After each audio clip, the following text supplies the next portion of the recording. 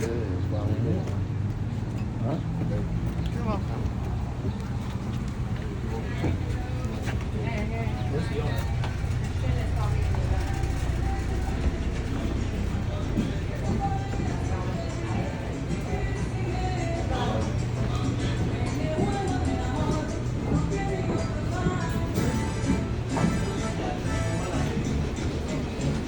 right.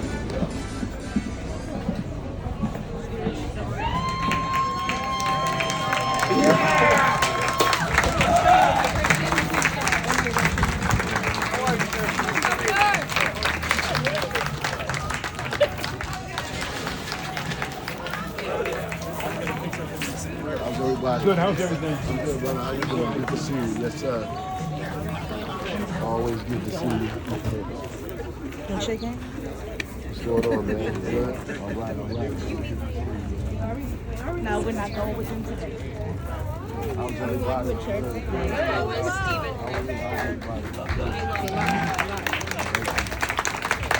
How you doing, sir? Good to see you, man. How's everything?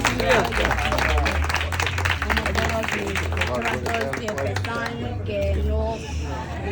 Can they hear me? Yeah, it's yellow. How's everybody doing? How you doing? I'm all right. Good to be in Red Bank and out of jail. It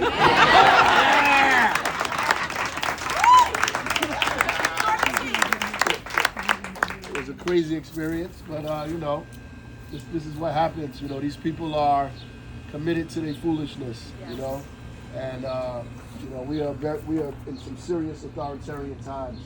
I don't know if we really understand the severity of where we are, but we're in some dangerous times here. These people try to take it all the way as far as they can go. They try to keep me until Monday. Thank God it was a bunch of people outside that made that untenable. That more and more people would grow out there. And thank God we have a few in New Jersey, federal judges with sense, right? Yeah. Which is really important in terms of like these guys being able to appoint judges, all of the things that we've done, that the Trump administration has done to stack these courts. You know, if we didn't have sane judges in New Jersey, I'd probably be in trouble. Yeah. We went to a hearing because the judge said we have to have a hearing. They said they want to dismiss because they didn't have any charges in the first place. It's completely ridiculous. It's not federal property. I had left the property. They targeted me. It was other people there. They only arrested me. So all the charges were just unfounded. But the judge called a hearing, and the federal judge called the hearing. The magistrate said, no, because we need a hearing because I learned that the charges were dropped on Twitter. ICE people are insane. And then he's like, well, you know, there is a process here that we have to follow. So we went through this whole thing, and then he lambasted them at the end for at least 6 or 7 minutes. Yep. I mean, he just went in. They caught me on audio. I was by myself. Like, I don't believe what's being said here. But he went off on them, just basically telling them their job is to find justice, not to find convictions, not to push political agendas, but to find justice. And arresting the mayor is not a preliminary investigative tool. That's right. That you actually have to have charges. And it's clear that you didn't have any by arresting him and 10 days later letting him go, right? It's clear that this, and it said this has very serious reputational consequences for the mayor and for everybody else here, just really admonishing them on what the courts were designed for, why justice is important and what their job is clearly. And it just seemed to me that they didn't care. More than anything, that these folks just didn't care. They didn't care about violating people's constitutional rights. They didn't care about what the court proceedings were. To them, this was just an opportunity to get on social media and show their strength and their might and their force, to let people know that there's somebody to be reckoned with. They're not playing with anybody. They'll arrest the mayor, the congressman, a judge. They don't care. This was really what they were trying to do there more than anything else. And I'm always compelled to talk about this now because what I went through is serious, and you're listening to these people talk after it was over, how they lied so grotesquely that they continue to make things up because they're used to a public of us listening to these lies over and over and over again. They feel like if they tell lies consistently, it'll turn into the truth one day. Not us. Right. Not us. And we have to be the ones that have clarity on this and explain to people what's happening in this country, right? When I was leaving the court, a woman was chasing my car. She was saying, "Why are you defending murderers and gang members and rapists?" What are you talking about? Right, and I said, "I'm defending the Constitution of the United States." And that's what's being defended here. The Constitution of the United States and the Constitution of the state of New Jersey. Look, when we took an oath of office, they didn't make us swear allegiance to the President of the United States. To whomever it is, Donald Trump or whomever. They didn't make us pledge allegiance to the state legislature.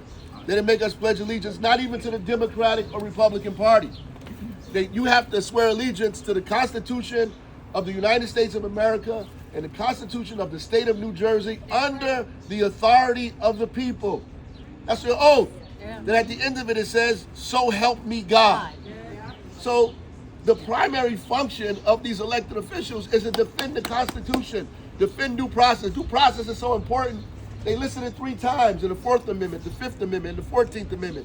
Due process is important to be protected in your person, your property, your papers, to have a jury of your peers, to not allow people to just call you a criminal and not take you to court and prove it, get a jury of your peers, to face your accusers. All these things are very, very dangerous as we watch this slippery slope go down this way. And we have to take some responsibility, some culpability in all of this. I was listening to Governor Pritzker, and he was talking about do-nothing Democrats. And he said when they were attacking women's right to choose years ago, nobody stepped up. Talk about it. When they were attacking voting rights years ago and throwing people off the rolls, nobody stepped up. When they were challenging Section 5 of the Voting Rights Act, there was not a big stink about what's going on in the country. Nobody really stepped up. When they were stacking courts and putting judges in places from the Supreme Court to everything else, nobody said anything. There was no urgency. So here we are now in an existential crisis, in a serious moment of history in this country, and now everybody's scared to death. And you have a right to be scared. Listen, I was scared when they put me in handcuffs. Everything I was thinking, any remote thing in my mind, I was like, then who picked my kids up from school? All kinds of things was going through my head. But don't allow fear to make you a coward. Because in a time of fear, you try to do the safe thing. You say, what's the safe thing to do? But the safe thing is probably the wrong thing to do. Right now, we need to do the right thing, not the safe thing. The courageous thing, not the safe thing. So there are people around here telling, oh, this is our best bet. We should do this. This would help us. If we just went slow and cautiously, that pattern, that strategy is a sure strategy for defeat. It's a sure strategy to be toppled over, to be run over. I mean, you learned in science that a body at rest remains at rest until acted upon by some force, that a body in motion remains in motion until acted upon by an equal and opposite force. We got to present an equal and opposite force. Laying down only gets you rolled over. Being moderate only gets you pushed back. The reality is you have to face these people with exactly what you want and what you want now. And don't let fear dictate your movement. This is a moral moment in history we're in. We're in a moral moment of history. The same moment we was in when 6 kids sat at a lunch counter at Woolworth's. What side you were on? What did you decide to do? What did you decide to say? The 4 girls were blown up in a church in Birmingham. It was a moral moment. There are people in times in history, there were moral moments, meaning things that went on that we had to make a decision, personal decision, a collective decision. Where would you go? Where would we be? What would we say? And this is the moment we're in. We're in this moment. And we'll be judged by our decisions in this moment. Because the country and the world is watching New Jersey and Virginia right now to see what we're going to say at this particular moment of history that we're in. Right now, they're watching us. Our children are paying attention to us.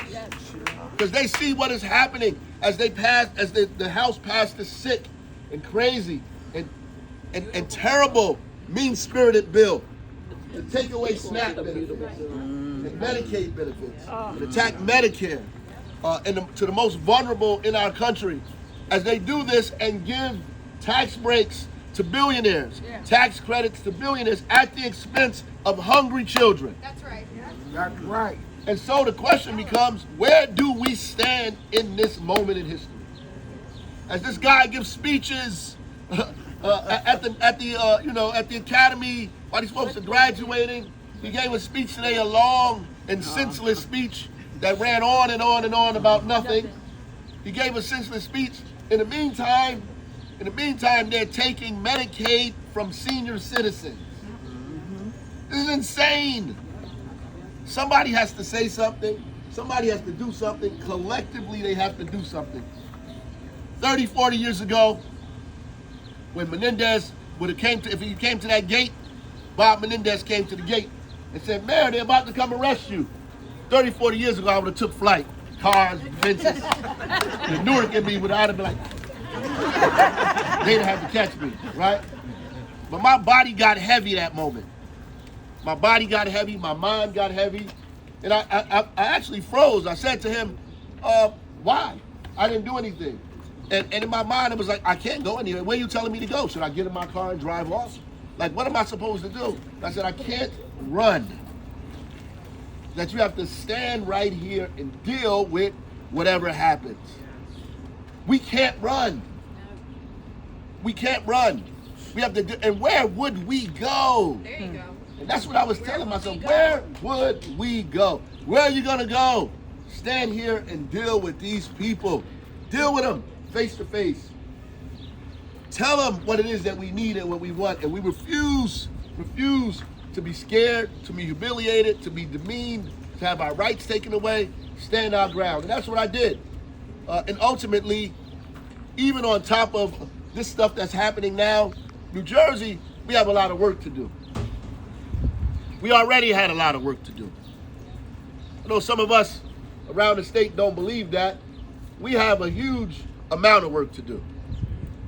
A lot. Especially in a state where people think that Chiarelli could be the governor. Oh, no. No. We got a lot of work to do. And we're afraid. We are afraid. When I go up and down the state, people are very scared. They're scared for many reasons. They're scared, right? And so what we need now is leadership and vision and strength and courage more than anything. Because Maya Angelou said that the greatest value of all the values is courage, because courage gets you to practice everything else. And fundamentally, that's what we need in this moment right now. We need courage, because I can say I want to do a million things, but when it gets hard, we have to have somebody that will not run, right? That will not quit, that will not lay down, that will say we have to fight for this, right? The same thing Harvard is doing right now. They're saying we're not backing down to foolishness. We're not afraid. We're going to take whatever we have and use whatever we need to push back against what we believe, what our values are. We need to have courage in this moment. We need to have courage in this moment. In New Jersey, in a state there's deep inequities in our state, deep inequities in a state that's one of the wealthiest in the nation. That's why we give more money to the federal government than we get in return, because we're wealthier than the other states. Our money goes to Mississippi and Georgia and Alabama, where the poverty level is higher than it is in New Jersey. And so because we have this wealth, what have we done with it? Except give excesses to people who don't really need it. Over and over again, hoping one day it'll trickle down to us. And it never has. And in the meantime, you can't afford childcare. In the meantime, your rent and your mortgages are flying through the roof. In the meantime, if somebody gets sick in your family, you're paying a $10,000, $15,000 deductible, and health care is going to bankrupt you. In the meantime, there's no pathway for your children to come back to the neighborhoods they was born and raised in and own a home there because it's too expensive. Right? That's what's happening. And with deep inequity in a state that Democrats control, and you want to know why folks aren't voting? Because we're supposed to be the party of working families, and working families are the ones that are struggling. We are the ones that are struggling, trying to figure out what we're going to do. No, we can't tax corporate billionaires, but we can raise your fees 15%. Well, what the hell is that if it ain't a tax? If I raise your fare 15%, that's the difference between me or people I know buying a gift for my child on his birthday or paying the rent. This is ridiculous, right? Working families should have it easier in a state that's controlled by people who are supposed to represent working families. And so now you have these folks running around pretending that they represent us on the other side when they know they do not. When they say they support small business, and you know that's not true. When they support working people, when they're opposed to raising the minimum wage. When they support working people, they're opposed to family leave. They're opposed to earned income tax credits. They're opposed to child tax credits. They're opposed to anything and everything, right, that'll make our lives better. They're opposed to taxing the wealthy and taxing millionaires and billionaires. They're opposed to these things. So how can they support working families? But we have done such a bang-up job that it's become easy for them to say that they represent us when you know that they do not. That's a problem. It's a problem. So regular families, regular people, regular everyday folks don't understand what's happening. That's why mom goes vote and 3 people in the house who didn't vote, and you don't feel inspired to go get them out the bedroom to vote because you don't feel like having an argument with them. So you go on and vote and leave them in the house because you can't inspire them because you're not inspired. And instead of admitting you're not inspired and do something different, you continue to do your duty, your diligence, your civic responsibility. You go and vote and you go home and you keep your fingers crossed and hold your breath that these crazy people one day will see you and do what's right and have the courage to take care of families in New Jersey. But it never happens. And so your children are looking at you. Why should I vote, Mom, when your situation has never changed? And you're struggling over and over and over again. We need to have people that we vote for that you don't have to get your son out of the bedroom. They're putting their sneakers on saying, Mom, hold up, I'm coming with you. That's what we need. We need to inspire people to get out and participate in these things. You know what people are waiting for? They're waiting for the courage to say we need a public option. We need a single-payer system in New Jersey. We need health care that's universal. We need it. We tired of paying deductibles. We tired of these insurance companies, and we tired of hospitals making deals and making us broke. That's what we need. We need investment in businesses and communities that look like ours, in diverse communities. We need to get rid of segregation in schools and neighborhoods. We need to fight home rule. They need somebody to say that. The home rule is a problem. That we need to combine school districts, combine cities, combine neighborhoods, lower our taxes, lower our costs, take care of each other in these neighborhoods, and diversify our cities. That's what we're waiting for somebody to say. That the school funding formula is broken, is wrong, that we shouldn't be funding schools on property taxes. We should be funding on the income of the kids in those schools and weighting it on special needs kids and English language learners and schools that have more diversity, create community schools. We have to talk about stuff as vibrant, as imaginative, as bold as that, especially at a time when these people are trying to steal everything we have right from under us. They're trying to steal, they're robbing us blind, right in our face, telling you they're taking your money and giving it to billionaires. They're not making it a secret anymore. They're telling you in your face because they don't think that we are organized enough to do anything about it. And so scared, we're so scared that we're going to put somebody in office who's going to capitulate with them anyway. All right. Then convince us that what they're doing is the right thing to do because it's the safe thing to do.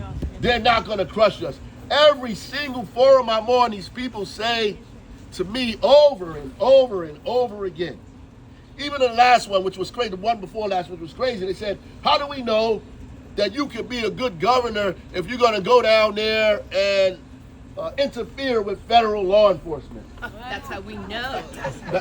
That's what they said, that you're going to interfere. I'm sitting there on the panel like, did she just ask me this question? The problem is they made us the aggressor when these people are the aggressors. Right. I'm not the aggressor.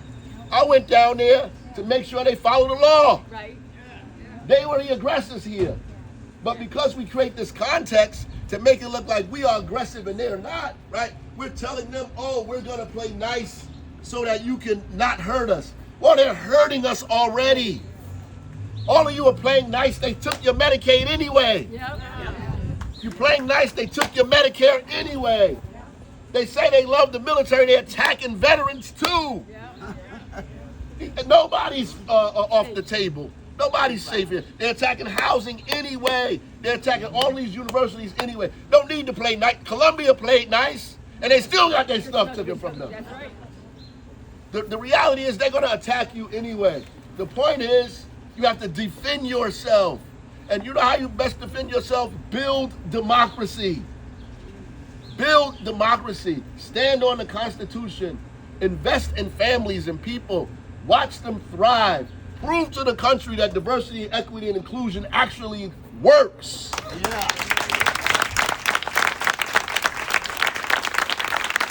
That is not the enemy of the economy. In fact, it is the economy. And the more we grow, the more you have a universal design, which is what Kamala Harris was talking about, an opportunity economy, an economy with a universal design that gives people an opportunity to latch onto it wherever they are in the station of their life, to have a pathway to the middle class, a pathway to opportunity, a pathway out of poverty, a pathway to home ownership, that we create an economy that is that robust and strong to reach in every crevice of this state, no matter where people are, what language they speak, what neighborhood or zip code they're in, that they have an opportunity to grow in an economy that's inclusive. Because if you have an exclusive economy, then you wind up getting Christy Nome, who doesn't even know what habeas corpus is. A complete nut. These are the people that are running your country because they're picking from a pool of people this small. When if you widen that pool, you get bigger choices.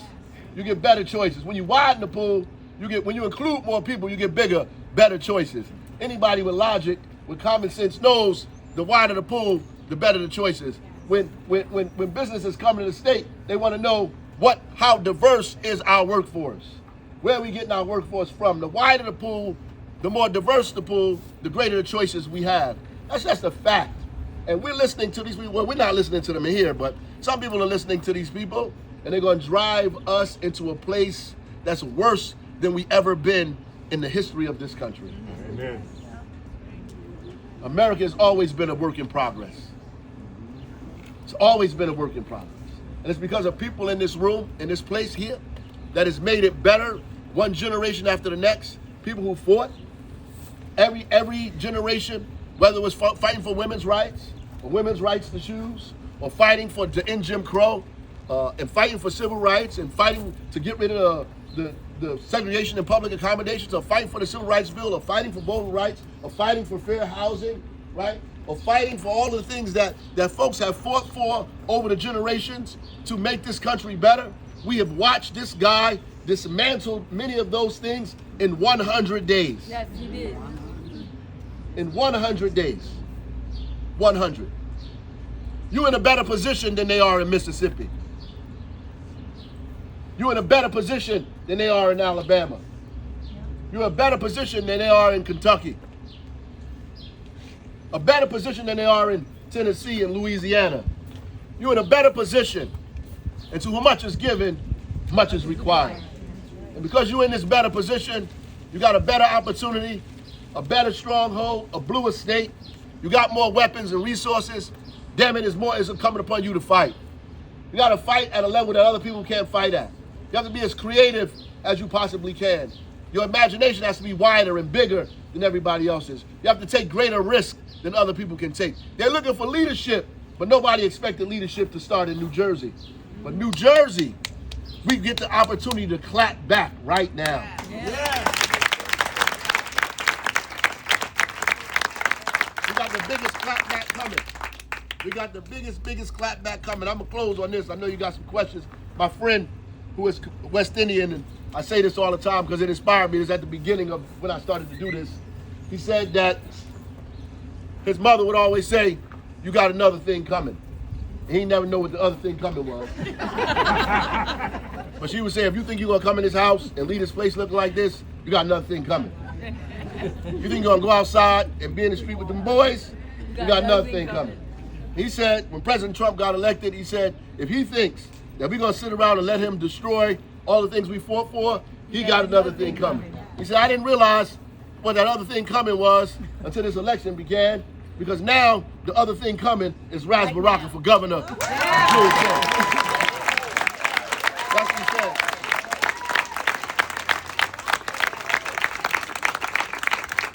Put a lot of weight on me. Put a lot of weight on me. Put a lot of weight on me. So you got other thing coming. You got to go hard. So I appreciate that. Yes, ma'am. I got a question. I have a campaign in town. We have a segregated charter school a couple blocks from here. Somebody mentioned that to me yesterday. Documented complaints by the ACLU, the Latino Coalition, still got their charter passed in 2022 for 5 more years. I'm the only big mouth in town who wants to talk about it because people want to go along to get along. And it blows my mind how they got to pass Christie. They got to pass Murphy. I don't know who they know in Trenton, but I can't sleep at night with it.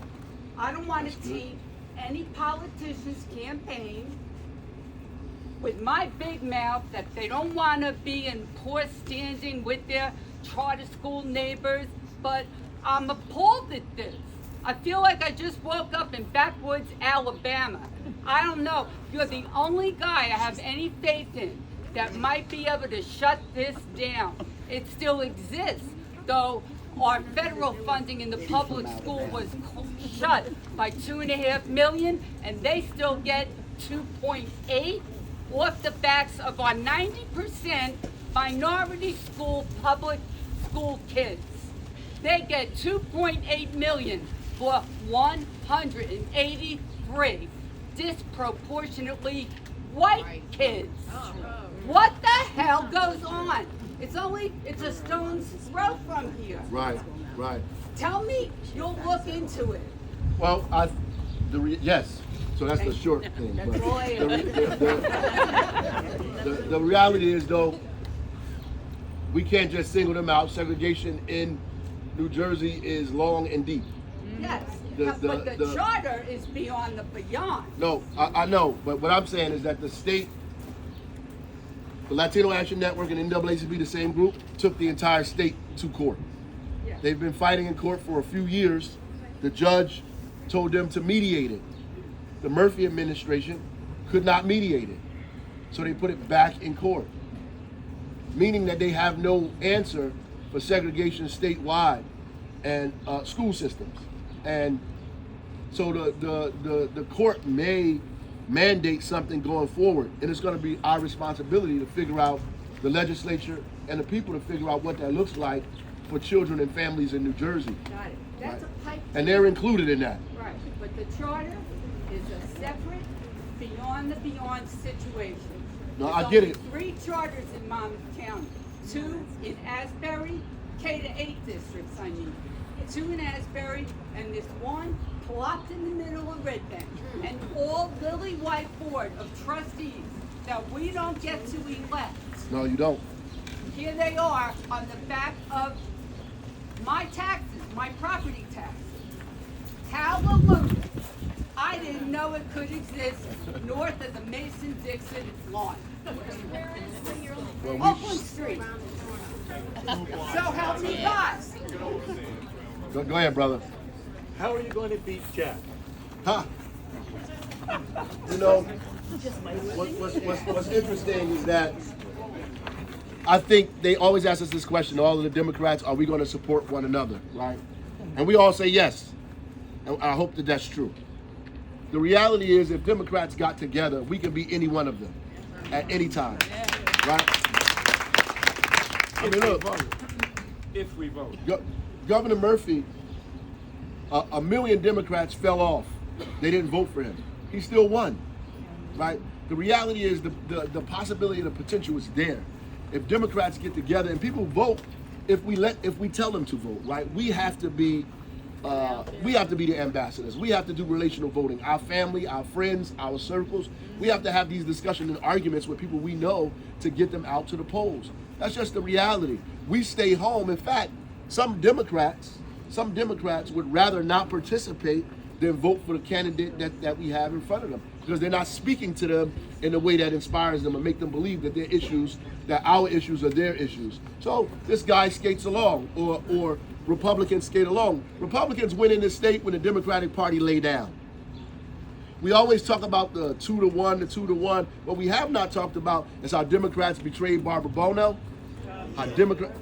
They did. They did. How they betrayed other candidates who did, how they laid down even on Corzine in the second term. And part of that was his fault, but some of it, you know, based on the things that he did and didn't do. But the reality is, the first term we talk real big. Democrats talk real big about what we're going to do, what we're going to create, what we're going to make happen, who we're going to represent. And then we get in there and we don't do any of it. We tiptoe and we're afraid and we blame it on the legislature. And so most of it doesn't get passed. And so people who were expecting you to do stuff, who were inspired, are not inspired anymore. And they don't come out. And then we get a Republican for 2 terms, right? Who does exactly what they say they were going to do, hurt you. That's what exactly what they say they're going to do. And then you get mobilized again and say, we got to get rid of these people. Then we vote a Democrat again, and we do the same thing over and over and over again. And that's what happens. I think Chitterelli is beatable because all of us can beat him, right? And I think that when you expose the fact that he is not for working families, he joined with Donald Trump. Let's just put that on his neck like an albatross. Let him wear it. He's got to wear the tariffs. He's got to wear the Medicaid cuts. He's got to wear the Medicare cuts. He's got to wear attacking veterans. He's got to wear Social Security and removing money for education. He's got to wear all of that. He's got to wear it. And we have to create a program or a platform that speaks to working families that we actually initiate when we get in office. Yes, you were next. Yeah, Mayor, the Trump administration is trying to get rid of the EPA, NOAA, U.S. Fish and Wildlife Service. They think that healthy habitats in New Jersey are some kind of woke propaganda. It drives me crazy. New Jersey has one of the 3 best state environmental protection programs in the country. Massachusetts, California, New Jersey, we have to stand up. We've had ex-governors who have tried to destroy the New Jersey DEP. Mayor, I know that you won't let that happen. Absolutely not. Absolutely not. We need to fund, we need to pass the bill that will make all of these big corporations responsible for funding the things that they've destroyed in our state. That's number one. Whether it's the water or the air, we need to make them responsible for it. The DEP in New Jersey, as you said, is one of the most progressive agencies around the country. We have laws in New Jersey to protect our environment that's, high level, better than most states around this country, and we need to protect those right away. These guys are going to try to take resources, obviously, and make it difficult for us to begin to enact or execute the things that we need, which is why we need to make sure we take all that money back that Christie gave away. We need it back in our budget because we need to protect ourselves. I think this gives us the opportunity to do it. It gives us the cover to tell people in the state, we can't subsidize billionaires anymore. We need our money. This guy's taking all our resources. We need to figure out how to be self-sufficient in New Jersey with the wealth we have. Yep. Yes, ma'am. Public school education question. So I'm a long-time public school educator, and what can we do to, first of all, fix the funding formula? Because as you said, districts like Red Bank, Eatontown, small districts are losing millions of dollars. And while I think regionalization and consolidation, that could help, but that also then leads to very high class sizes, which is really rough for education. And while we're #1 right now in the nation for education, and that's fantastic, we also know that it's not equitable. Right. We know that. So what are your thoughts on I was an educator for 23 years, from a substitute to a teacher to a vice principal to a principal, right? So I understand what's happening, and the school funding formula is broken, and there's a lot of information out here that's just fictitious. It's not real in terms of how to fix it or the effects that it would have. Part of the issue is we do need to unify school districts. I'm not with regionalization. That's not what I'm saying. Other people are saying that. I'm saying we need school districts that do not have one school in them, right? We cannot have more school districts than we have cities. It is not cost effective and it's inefficient. We need to lower that number by unifying our school districts. At least have to have a elementary school, a middle school, and a high school, period, right? We need to get rid of these zip codes and allow folks to be able to go to school districts outside or beyond their zip code.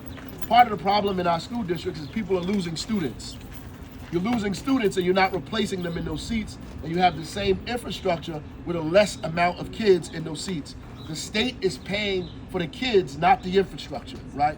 The money is following the kids, so you get less money from the state and more money comes out of your pocket.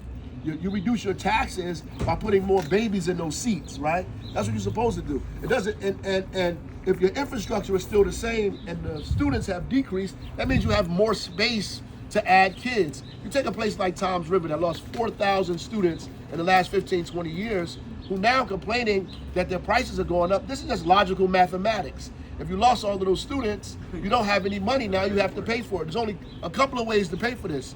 Combine school districts, begin to get students from other school districts, build housing so that people can actually live in your neighborhood, raise their children there, and then send their kids to the schools. That way you begin to keep the money going and change the school funding formula so it's not heavily reliant on property tax. The Supreme Court said it's illegal to fund schools by property tax. We're still doing it.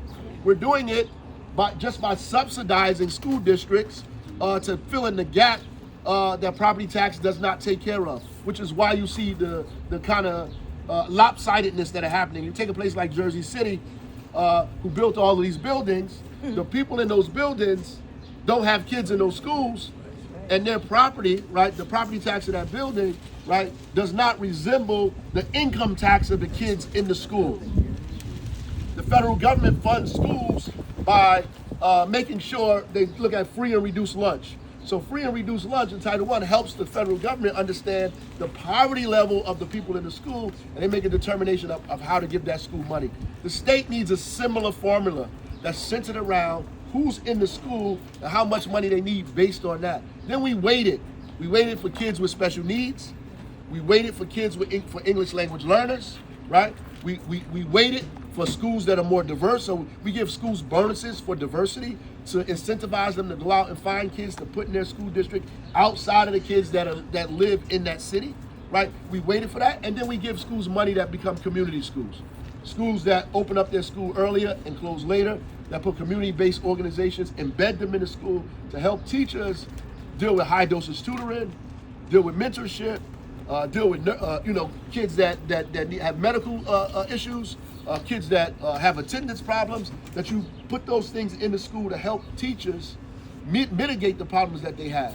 I think our funding formula should be generated based on the needs of the school district is really what I'm saying, and not just the desires or the number of people that live in the city itself, because a lot of these school districts, the children don't resemble the homeowners in these school districts, because the kids in Jersey City still come from these marginalized neighborhoods that are old neighborhoods in Jersey City that have not left, that still send their kids to those schools, right? Period.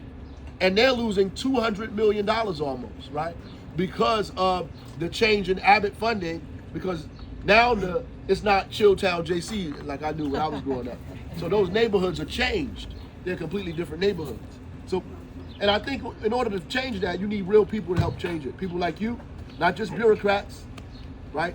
When we changing the school funding form, you need teachers, you need educators, you need folks that understand financing, school financing. You need all these people at the table to figure out a school funding formula that will make sense and be more equitable for people across the state of New Jersey, right? So what they're doing is making people now believe that their taxes are going up because they're funding some little black kid in Newark to go to school. So when I go around to talk to people, they're incensed, right? They're incensed, they're aggravating these kind of divisions, right? And they're leaning on this kind of racism that make people despise one another, because it's easy to pick out a 5-year-old or a 10-year-old in an elementary school as opposed to go after a billionaire, right, somewhere who's taking all of your money. That kid didn't stop your pension, didn't cut your cost of living increases, didn't institute Chapter 78, not making your taxes high.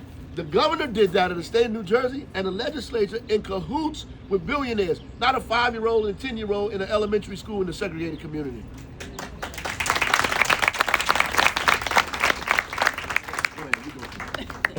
First of all, I want to say thank you for coming to Red Bank. I really appreciate it. So looking forward to hearing from you today. And then I want to say I am. Speak up, please. Oh, I am a white woman.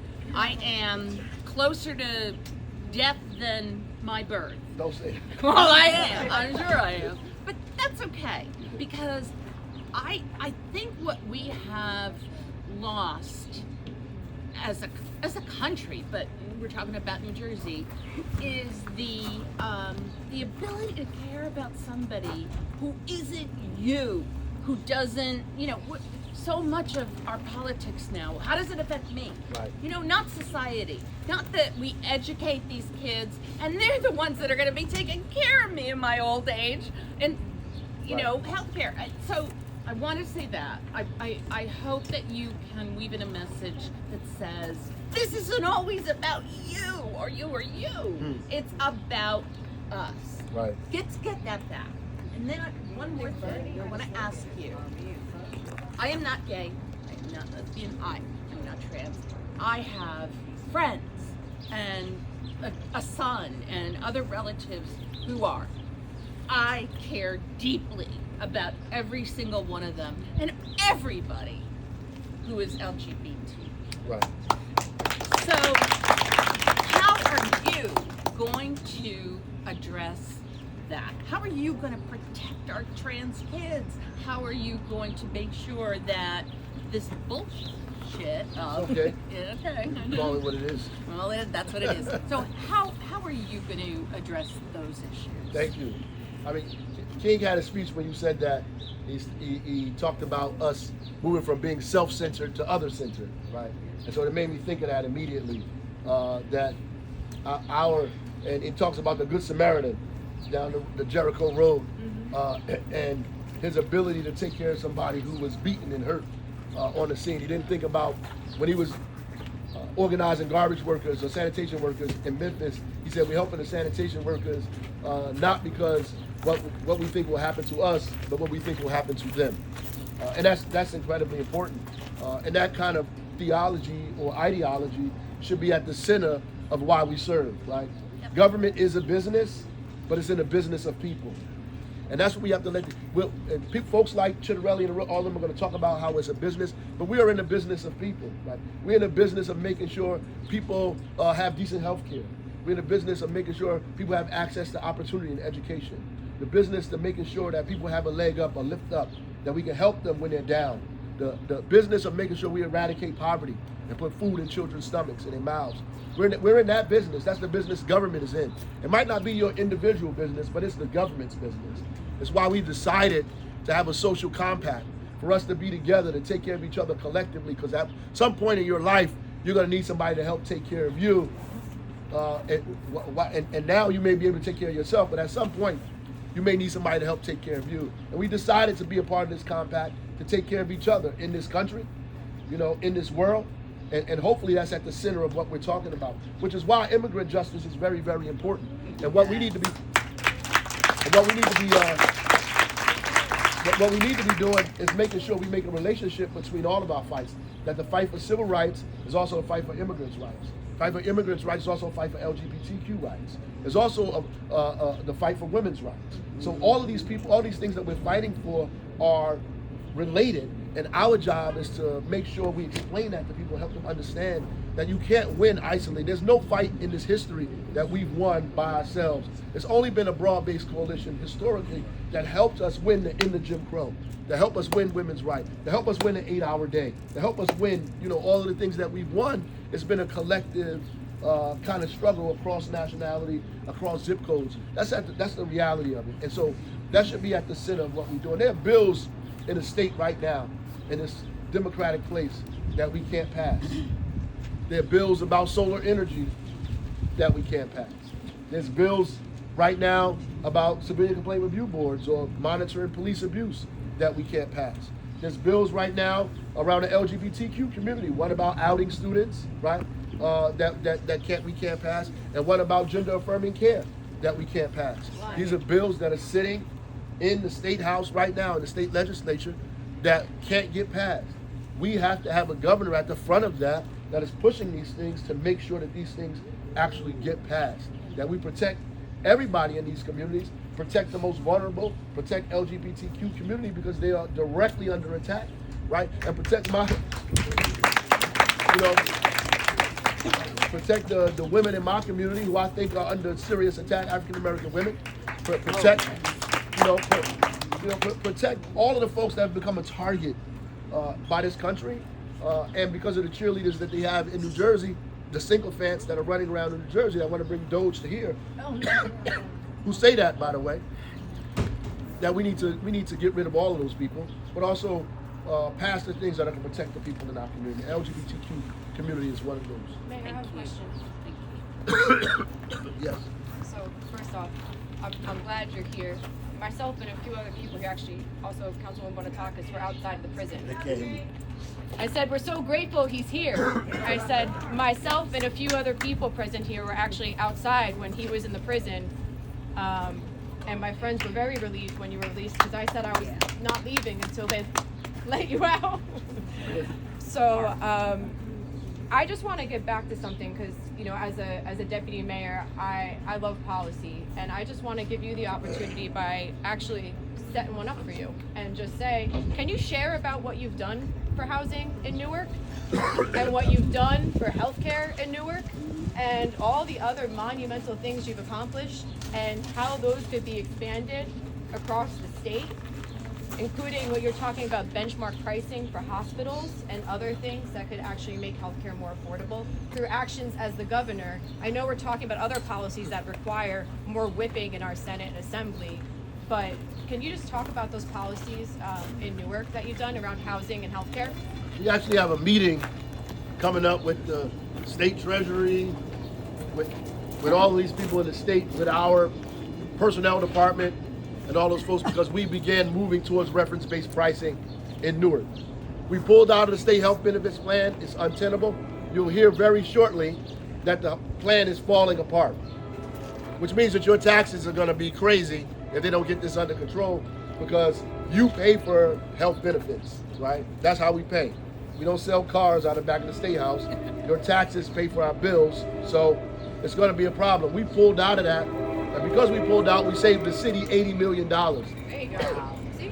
We saved $80 million, and that goes to our coffers, but it also goes to working people who have to pay Chapter 78, and Chapter 78 is something Christie put in place that make public workers pay a part of their health care. So if you're a DPW worker and you make $35,000, $40,000, a percentage of that income goes towards your health care, which means you make less than that, right? And so Christie put that in place and was never repealed. So Chapter 78 allows them to, what we've done allowed them to put more money in their pockets and save taxpayers dollars at the same time. The prices still were going crazy because when you budget, you can't account for health care because you don't know how much it's going to go up. Because hospitals and insurance companies make deals that don't include you. So you have to guesstimate what the price is going to be. And then they come and make it higher. So what we need to do is insert ourselves in that right away and benchmark what the price increases are going to be and say we're not going to pay a certain amount. We're going to pay maybe 100% or above what Medicare is, and we're not going to go higher than that. And make them agree to that, and we save the city exponentially a large amount of money. So right now, we started reference-based pricing. We potentially are going to save the city $25 to $30 million just in reference-based pricing in a small portion of people that we're going to do. We're not even doing all of the employees because the employees are afraid because insurance companies tell them to be afraid, so they're afraid to go into it. But the small amount, we're liable to save $25 to $30 million. Imagine if the state did this, how much money, billions of dollars the state could save in healthcare costs if they just went to reference-based pricing and then use that money to expand Medicaid, to expand Medicare, or talk about build a public option here, or feed any other program that we have. That's healthcare, period. I'll go back to something else. I'm gonna ask some other questions, but I'm gonna go to housing right after that. I'm gonna add on to this. Yes. Thank you. I appreciate you talking about Chapter 70. I'm a public education teacher over 25 plus years, and how it does affect everybody. It's not just the workers themselves, it's the whole economy. I think it's important to mention Sweeney was pushing that. Sweeney loved it. Let's just remember that. As an educator, again, it's on point, but whatever you think of Murphy, he did fund our pension 100% every time. Yes. Are you going to continue to do that? And the reason I ask, Yes.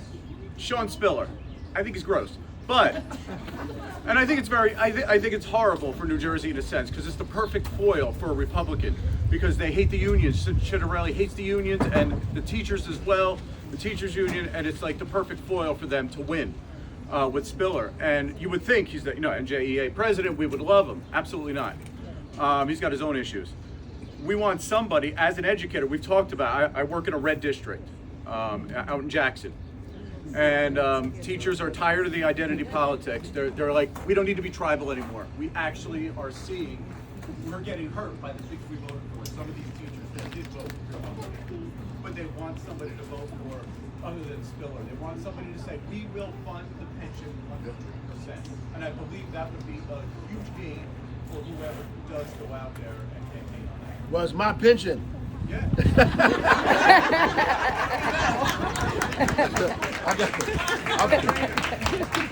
That's kind of self-destructive. I want to fully fund the pension. I think it needs to be funded. The problem is they took the cost of living increases out of it, right? So people are retired folks are getting money, but as the cost of living increases, your money diminishes because the value of it is you buy less, it's worth less. So it needs to come back. The reason that it's more expensive is because it took us too long to pay it. And so in order for this to continue in perpetuity, we have to solve or build the budget around the pension, around funding the schools and around pension, and build out in a 3-year forecast. And we can't give these folks all of these dollars. We got to take that money back and put it back in our budget so we can actually fund the pension. It's one thing to say we're going to do it. It's another thing to have the means to do it, right? We can't give billionaires tax breaks and fund the pension at the same time. It's not going to work, right? So this is why we're in a financial crisis now in New Jersey, because they're trying to do all of those things. They're trying to continue with these tax breaks to all of these people, fund the pension at the same time. That's why the spending is too high, and Republicans will flip that and say the spending is high because of the pension and because of Medicaid. If we cut those two things, the spending won't be high. But they have not said anything about spending to billionaires. There you go. These guys are not mayors, so they won't know how to run. They don't know how to organize a budget. I know I'm not Oprah Winfrey. I can't say tax break for you, tax break for you, tax break for you. I know that doesn't work. Somebody's got to pay the bill. Somebody's got to pay the bill. And so if the super wealthy don't pay, everybody in this room is paying. And so we have to make sure that doesn't happen. Yes, ma'am. I dare you. I'm sorry. Hi, Mayor Baraka. It's so nice that you're here. My name is Amaya Ashanti Johnson Ash, and this is my hometown, and I'm so glad you're here once again. As a young black woman who has grown up witnessing and experienced the effects of system inequity firsthand, I wanted to know what specific policies or initiatives do you propose to address systemic racial disparities in New Jersey? I love this question. Right? The reality is, everything that we do has to have equity as the North Star. So there's something called a cumulative impact ordinance that we put in place for environmental issues, right? That says if this thing is going to cause environmental harm on top of what already exists, there's a cumulative impact, then it probably shouldn't happen. Or we need to make people mitigate that. Though that by itself needs more teeth in Newark and in the state, by the way. But the same thing should occur when we're talking about inequity. If what we pass or do exacerbates inequity, it shouldn't happen, right? We should reverse it, right? And we need to mitigate the things that are causing inequity. There are a few pieces that we need to deal with. Number one, the procurement dollars of the state. They give less than 1% of state dollars go to black, brown, and women businesses, right? And so we need a procurement diversity officer that's responsible for looking at key performance indicators throughout the entire state government to make sure we're spending our money equitably across the state, making sure we are investing in black, brown, and women-led businesses. I believe in a public bank, right?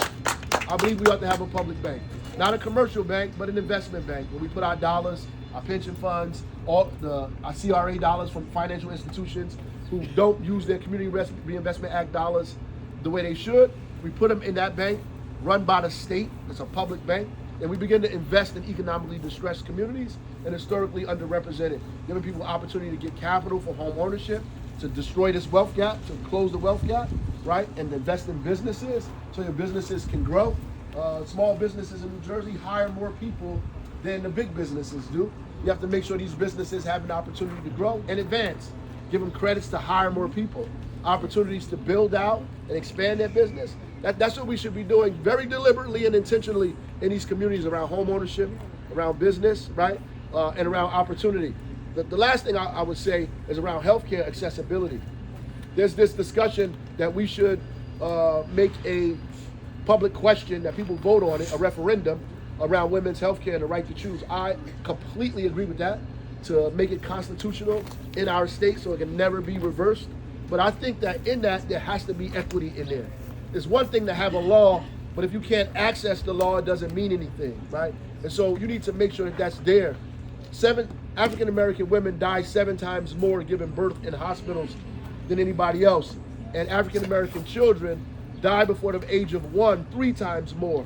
Between the South Ward of Newark and Livingston, which is 8 miles apart, there's a 14-year life expectancy difference. And these are health outcomes that need to be addressed, and equitable health outcomes that the state of New Jersey has never addressed. In fact, they're getting worse. The wealth gap in New Jersey was $300,000.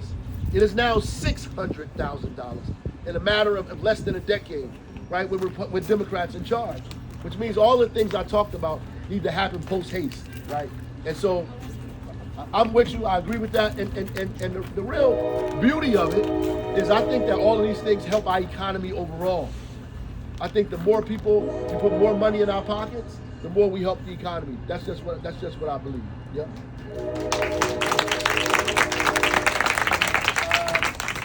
One thing you talked about earlier, which resonated with me, was like the rise of fascism and authoritarianism in the United States, which I think you experienced when you were protesting or really inspecting things. However, a few days after that, there was clergy people, religious leaders who protested. 2 got assaulted by the police, 2 were arrested. I was born in Elizabeth, the minority community. You know, a lot of us see the police as being inherently violent. When that's combined with ICE, which is explicitly violent, that raises concerns for me. So what are your thoughts on the partnership between ICE and some municipal police departments, and as a governor, what would you do to maybe deter that?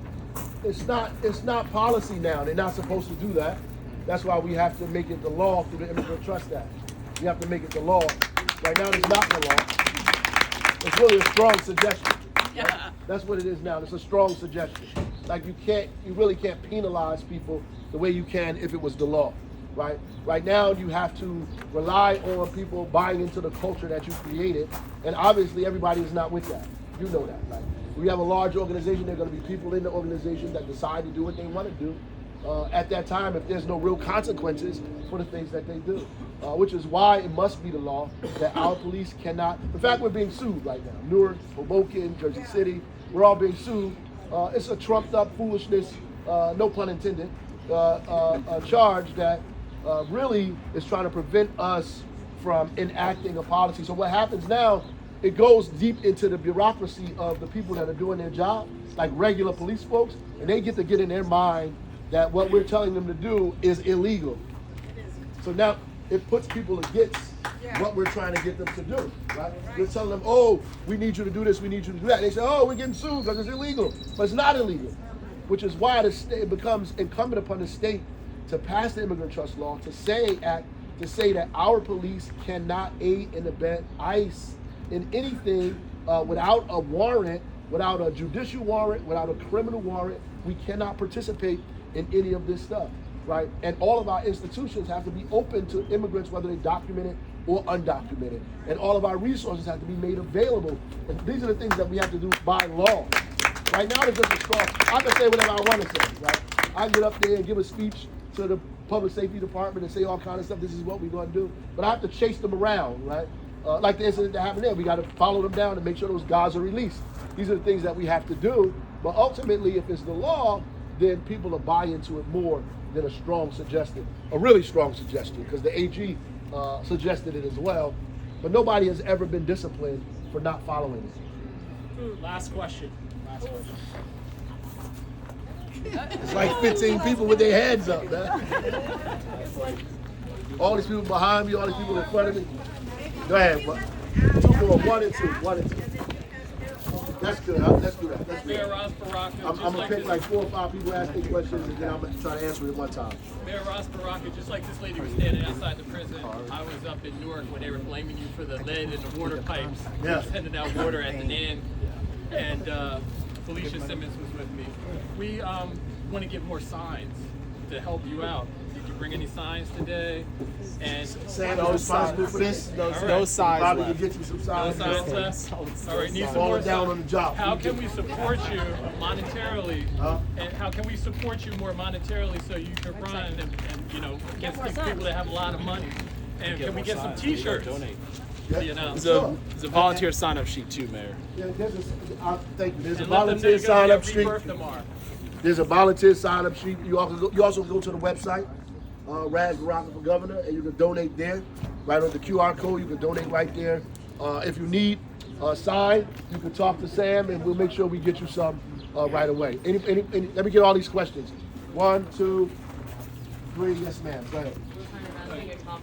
Yeah, we're kind of gonna ask. We were gonna ask the same thing, I think. But this is kind of related to what that man was saying over there about Newark and ICE. The day after ICE effectively kidnapped you, Mr. Mayor, there was a protest the very next day led by faith leaders, and a couple people were arrested, and I couldn't hear the full question that he asked. So just a quick answer of, will those people's charges be dropped and released? We met with those people. Let me ask all the questions. Or if they have already. Okay. If I'm Let me get everybody and I'll go back. Yes, ma'am. One quick question. It's the SALT issue is discussed constantly in the news. Yes. Except they keep leaving New Jersey out of the list I know. of states. Is there a reason? What did we do to them? And how can we fix it? Because we're involved in this as heavily as anyone. Yes, I agree with that. Yes, sir. You had a question, right? Yeah. I do have a question. Mikey Sherrill has said she would vote for the bill that conflates criticism of Israel with the IHRA bill. Right. And so did Josh Gottheimer. Right. And Steve Phillips said he would veto that bill. I want to know if you would veto that bill. Yeah. Yes. When you become governor, what is your first order of business? Yep. I got that too. Last one. Bam.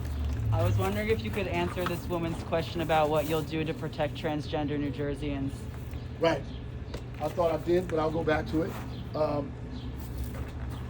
The first one was about the folks in Newark. Yes, that's going to happen. We met with the faith leaders the day of my hearing. I got out of the hearing, we went to my office, we talked. So that's going to be resolved by God's grace.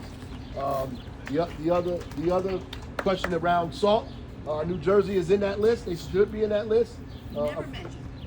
Unfortunately, some of our people who are supposed to be getting that money, they're running for office now. But at the end of the day, we need to restore that. We need to restore that. It was taken away. We have a full federal delegation that ought to be fighting to get that money back for us in New Jersey. Part of the problem why we ain't in it is because we are who we are. We are looked at as a target. We're the blue state. We're this, we're that. Alina Habba came here. The first thing she said she was going to do was investigate the governor and the attorney general, which is insane. But that's how she established her relationship with the state as she walked in, right? And so we need to fight to get those dollars back for sure. Yes, you said.